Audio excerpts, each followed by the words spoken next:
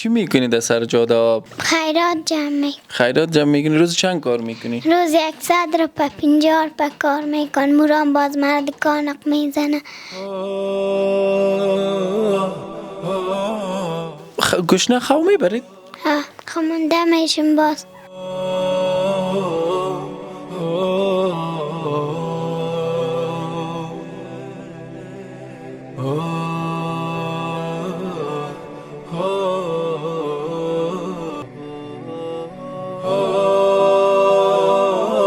چیزایی که ضرورت داشت آماده شده است و تختش ها میبینه انشالله مواد قرطاسیش خودش بیرون از اتاقش هم آماده کردیم.